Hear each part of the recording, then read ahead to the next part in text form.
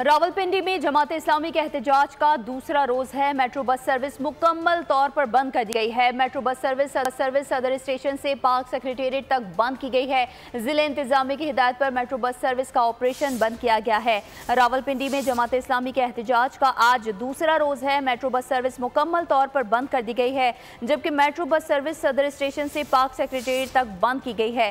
जिले इंतजामिया की हिदायत पर मेट्रो बस सर्विस का ऑपरेशन बंद किया गया।